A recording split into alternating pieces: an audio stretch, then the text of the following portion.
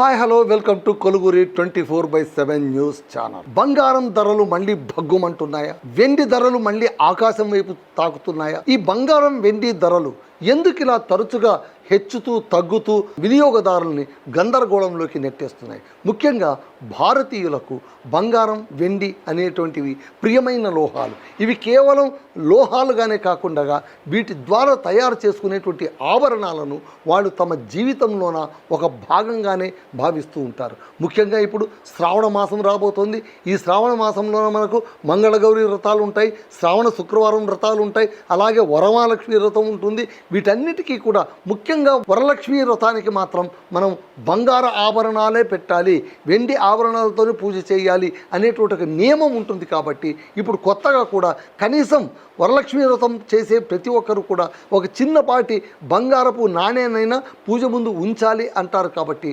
బంగారం కొనుగోలుకి ఇప్పుడు మళ్ళీ ప్రజలు పోటెత్తుతూ ఉన్నారు.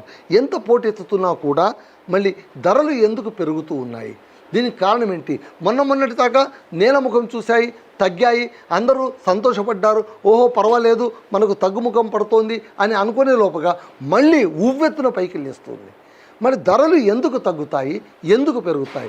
బంగారం వెండి ధరలు పెరగడానికి తగ్గడానికి మనకి ఏంటి కారణాలు అనేది ఈ వీడియోలో మనం స్పష్టంగా చూద్దామంట. అంతకుముందు అసలు గత 3 రోజుల్లోన బంగారం వెండి ధరలు ఎంత పెరిగాయో మనం తెలుసుకుందాం. సో గత 3 రోజుల్లో బంగారం 10 గ్రాములకు సుమారు 6,600 దాకా పెరిగింది. ఎంత హైక్ పెరిగింది చూడండి, 6,600 దాకా పెరిగింది 10 గ్రామ్స్ గోల్డ్కు. వెండి సుమారు 16,200 కిలోకు చొప్పున పెరిగాయి. సో ఎందుకు ఇది అంటే మనకు చాలా కారణాలు కనిపిస్తాయి. అమెరికా ద్రవ్యోల్బణ డేటా పైనే మార్కెట్ చూపుంటుంది. బంగారం రేటు పెరగాలన్నా తగ్గాలన్నా అమెరికాలోని ఇన్ఫ్లేషన్ డేటా చాలా ముఖ్యం. సో ద్రవ్యోల్బణం పెరిగితే ఒకలాగా, పెరగకపోతే ఇంకొకలాగా మనకు ఉంటుంది. అమెరికా తాజా ఇన్ఫ్లేషన్ డేటా కోసం ఇన్వెస్టర్లు ఇప్పుడు ఎదురు చూస్తూ ఉన్నారు. ద్రవ్యోల్బణం అంచనా కంటే చల్లబడితే, అంటే ఒకవేళ ద్రవ్యోల్బణం కనుక తగ్గితే, అలాగే ఫెడరల్ రిజర్వ్ వడ్డీ రేట్లు తగ్గుతాయి ఆటోమేటిక్గా. ద్రవ్యోల్బణం తగ్గిందనుకోండి, వడ్డీ రేట్లు కూడా తగ్గుతాయి. ఇవి రెండు తగ్గితే వడ్డీ లేని బంగారం వెండి వంటి ఆస్తులకు ఇది పెద్ద ప్లస్ పాయింట్గా మారుతుంది.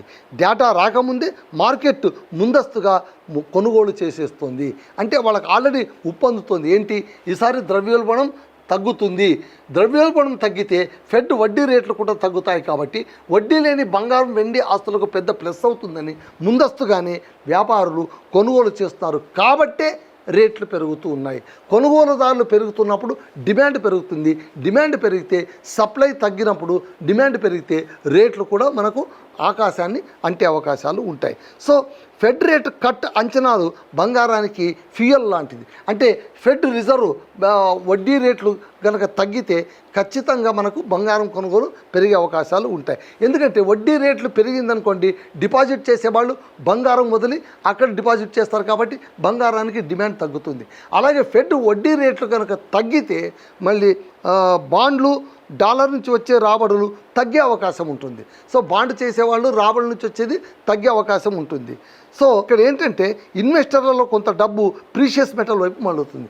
అంటే ఫెడ్ రిజర్వ్ బ్యాంకులోన మీకు అమౌంట్ డిపాజిట్ చేయడమా లేదా బంగారం కొనడమా? ఇన్వెస్టర్లు మార్కెట్ అంటే ప్రపంచవ్యాప్తంగా ఇన్వెస్టర్లు 2 పనులు చేస్తారండి. ఒకటి బంగారం పైన వెండి పైన ఇన్వెస్ట్ చేస్తారు, లేదా ఫెడ్ రిజర్వ్ బ్యాంకులోన వడ్డీ రేట్లు కనుక పెరిగితే అక్కడ రిజర్వ్ చేస్తారు. ఒకవేళ వడ్డీ రేట్లు కనుక పెరిగాయనుకోండి, అక్కడే రిజర్వ్ చేయడానికి సేఫ్గా ఫీల్ అవుతారు ఇన్వెస్టర్స్. ఎప్పుడైతే వరల్డ్ ఇన్వెస్టర్స్ ఎక్కువగా ఫెడ్ రిజర్వ్ బ్యాంక్ వైపే అమౌంట్ డిపాజిట్ చేస్తారో ఆటోమేటిక్గా బంగారం కొనుగోలు తగ్గిపోతుంది, దాని రేటు కాస్త పడిపోతుంది. అయితే ఇప్పుడు వడ్డీ రేట్లు తగ్గుతున్నాయంటే ఏంటి అర్థం? ఎవరు డిపాజిట్ చేయరు, బాండ్లు ఎవరు కొనరు. బాండ్లు కొన్నప్పుడు డిపాజిట్ చేయనప్పుడు ఇన్వెస్టర్లు ఏం చేస్తారు? బంగారం కొంటారు, వెండి కొంటారు. అందువల్ల ఇప్పుడు మనకు బంగారం రేట్లు చాలా పెరిగిపోయే అవకాశాలు. ఎందుకు బగ్గుమంటున్నాయంటే ముందస్తుగానే కొంటున్నారు. ముందస్తుగానే ఎందుకు కొంటున్నారు? వడ్డీ రేట్లు తగ్గుతాయన్న ఒక ఉప్పొందింది. అలాగే ద్రవ్యోల్బణం డేటా పైన కూడా వాళ్ళకు సమాచారం అందడంతో ఎందుకైనా మంచిదని వేగంగా వాళ్ళు కొనుగోలు చేసేస్తూ ఉన్నారు. ఇన్వెస్టర్లో కొంత డబ్బు ప్రీషియస్ మెటల్ వైపు మళ్ళుతుంది. ఇటీవల ర్యాలీలోన బంగారం ర్యాలీ చూసుకుంటే పడిపోతున్న క్రూడ్ ఆయిల్ ధరలు పడిపోతున్నాయి మళ్ళీ. ఎందుకంటే యుద్ధం మామూలు స్థాయికి వచ్చేసింది కాబట్టి, ఇరాన్ అమెరికా మధ్య యుద్ధం కొంచెం తగ్గుముఖం పట్టింది కాబట్టి, హార్మోజ్ ద్వారాలు తెరుచుకునేటువంటి అవకాశాలు పుష్కలంగా ఉన్నాయి కాబట్టి ఖచ్చితంగా బంగారం ధర తగ్గే వీలుంది. సో ర్యాలీలో పడిపోతున్న క్రూడ్ ధరలు plus fed rate cut hopes, అంటే ఫెడ్ రిజర్వ్ బ్యాంకు వడ్డీ రేటు తగ్గేటువంటి ఒక ఆశాజనకమైన వాతావరణం ఉండడం వల్ల, ఆ తర్వాత బలహీనమైన డాలర్, ద్రవ్యోల్బణం పెరగడం వల్ల ఏమవుతుంది, డాలర్ కాస్త బలహీనపడుతుంది. ఈ 3 కారణాల వల్ల బంగారం కొనుగోలు మళ్ళీ పెరిగింది, వెండి కొనుగోలు మళ్ళీ పెరిగింది. సో ప్రపంచ మార్కెట్లో బంగారం ఎప్పుడు కూడా డాలర్లలోనే ట్రేడ్ అవుతుంటుంది. మనకు అందరికీ తెలిసిన విషయం ఏంటి, బంగారం ఎప్పుడు కూడా మనం డాలర్లలోనే కొంటూ ఉంటారు. ఇక్కడ మనం రూపాయి ఖర్చు పెట్టవచ్చు, కానీ అంతర్జాతీయ మార్కెట్లోన మనం బంగారం దిగుమతి చేసుకోవాలంటే వాళ్ళకు ఖచ్చితంగా మనం డాలర్లలోనే చెల్లించాల్సి ఉంటుంది. సో బంగారం కొనుగోలు మొత్తం కూడా, క్రయ విక్రయాలు మొత్తం కూడా ప్రపంచంలోన ఎలా జరుగుతుంటుందంటే డాలర్లపైనే జరుగుతూ ఉంటుంది. సో డాలర్ బలహీనపడితే ఇతర కరెన్సీల ఇన్వెస్టర్లకు బంగారం ఆకర్షణీయంగా మారుతుంది. డాలర్ బలహీనపడినప్పుడు బంగారం రేట్లు కొనాలని చాలామంది పోటీ పడుతూ ఉంటారు. అంతర్జాతీయ ధర పెరుగుదలలో భారత్ రూపాయి మారకం రేటుతో పోలిస్తే దేశీయ ధర విపరీతంగా పెరుగుతుంది. అమెరికా ఇరాన్ పరిణామాలు చాలా విచిత్ర ప్రభావం చూపుతున్నాయి. ఈ మధ్యకాలంలో మనం చూస్తున్నాం. యుద్ధం అది రకరకాలుగా వెళుతోంది. మధ్యప్రాచ్యంలో అంటే మిడిల్ ఈస్ట్లోన ఉద్రిక్తత పెరిగితే, టెన్షన్ క్లైమేట్ పెరిగితే సేఫ్ హెవెన్ డిమాండ్గా కారణంగా బంగారం పెరుగుతుంది. చాలామంది ఎందుకైనా మంచిదని బంగారం కొనుగోలు పైన ఎక్కువ ఆసక్తి చూపిస్తారు. కానీ ఈసారి మరో కోణం కనిపిస్తోంది.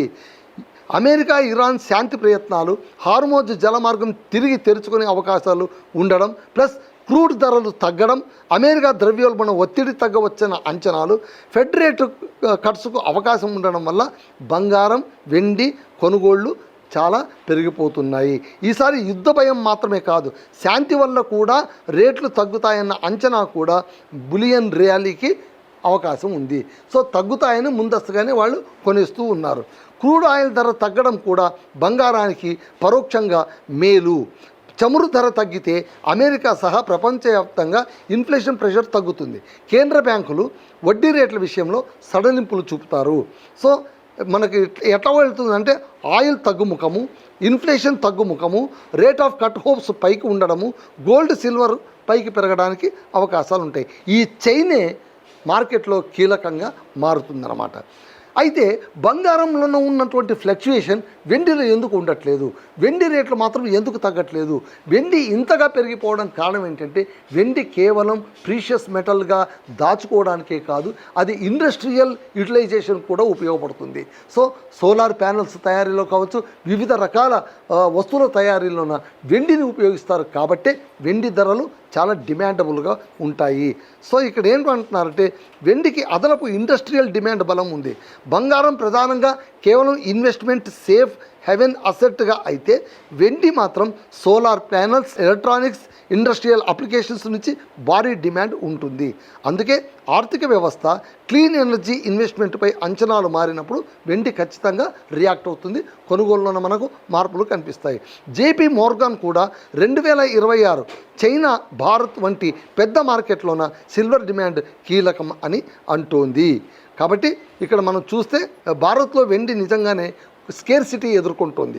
ఈసారి సిల్వర్ ర్యాలీకి భారత్ తన వెండి అవసరాల్లో 80% పైగా దిగుమతులపైనే ఆధారపడుతోంది, ఇంపోర్ట్ బిజినెస్ పైనే ఆధారపడుతుంది. కానీ దిగుమతి ఆంక్షల తర్వాత సరఫరా భారీగా తగ్గడం వల్ల, వెండి మెటల్ కూడా స్కేర్సిటీ ఉండడం వల్ల దాని రేట్లు కూడా పెరిగాయి. సో దిగుమతి సుంకం 6% నుంచి 15% కావడం ధరలపై మరో భారంగా చెప్పవచ్చు. మే 2026 మేలోన భారత్ గోల్డ్ సిల్వర్ ఇంపోర్ట్ డ్యూటీని 6% నుంచి 15%కు పెంచింది. దీని ప్రత్యక్ష ప్రభావం ల్యాండెడ్ కాస్ట్ పైన ఉంటుంది. వెండి దిగుమతుల ఆంక్షలతో తగ్గిన పరిస్థితిలో దేశీయంగా మెటల్ సప్లై టైట్ అయితే అంతర్జాతీయంగా ధర పెరుగుతుంది. సో ఇప్పటికీ మనం ఆలోచిస్తే బంగారం ఎందుకు పెరుగుతుందంటే రకరకాల కారణాలు. మనం అనుకున్నట్టుగా అమెరికా 4 కీలక పాయింట్లు అనుకుంటే, అమెరికా ద్రవ్యోల్బణ డేటా, ఆ తర్వాత ఫెడ్ వడ్డీ రేట్లు తగ్గితే ఇది పెరుగుతుంది. ఫెడ్ రేట్ కట్ అంచనాలు బంగారానికి ఇంతమని ఇందాక మనం అనుకున్నాం. డాలర్ బలహీనతే భారత్లోన బంగారం కొనుగోలుకు అవకాశం ఇస్తోంది. అలాగే యుఎస్ ఇరాన్ పరిణామాలు విచిత్ర ప్రభావం. ఫెడ్ రేట్ కట్ ఆశలు, డాలర్ బలహీనత, క్రూడ్ ధరల తగ్గుదల ఇవే బులియన్ ర్యాలీకి ప్రధాన కారణం. సో ఇందువల్ల మనకు బంగారం వెండి రేట్లు విపరీతంగా పెరుగుతున్నాయి. అయితే ఇది ఒకరి చోట స్థిరంగా ఉండదు. ఈ రేట్లు పెరుగుతున్నాయంటే అలాగే పెరగవు, తగ్గొచ్చు, పెరగొచ్చు. ఇప్పుడు మాత్రం విచిత్రంగా పెరిగింది.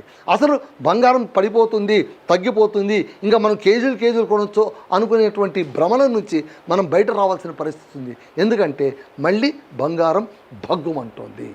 అదండి సమాచారం. That's all.